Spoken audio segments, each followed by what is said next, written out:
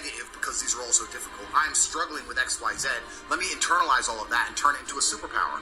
Let me become genuinely uncomfortable with my situation in life and go and fix things. Because, like I said, the universe is absolutely and utterly very giving.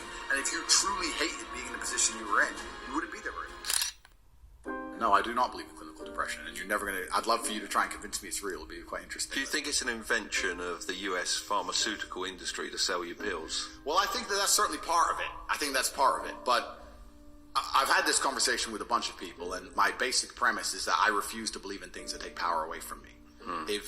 If you are in a haunted house and you believe in ghosts, you're scared of the haunted house. If you're in a haunted house and you don't believe in ghosts, you're just in a house and you don't care.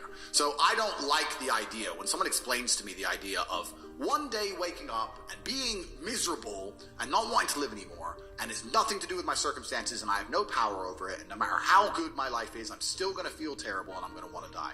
That's not an idea I subscribe to. That's not a reality I'm ever going to want. But that's a reactive depression, isn't it? You can be reactive depressed for the day, for example, or for a while. Or even chronically. Yeah. Feeling depressed is real. Yeah. Depression as a disease, I do not subscribe to. The idea, I believe, that if you feel depressed, something is depressing you, and you should try your best to fix it. You should take control of your life and do your best to fix it. The idea, but they don't say that.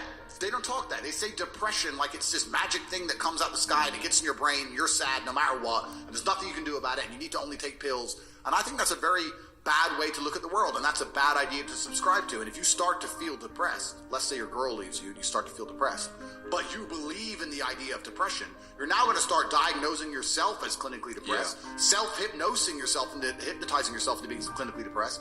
And it's amazing how you can speak things into existence. I cannot become depressed because I don't believe in it. So how about chemical imbalances in the brain? Bullshit. That's all been disproved anyway.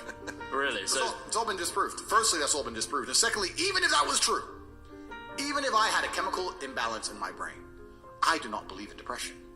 That's just who I am as a person. I don't believe in it. I do not believe in things that take power away from me. So, and people sit there and they try very hard to convince me it's real, which is actually quite interesting because it's always usually depressed people who sit there and try very hard to defend this idea.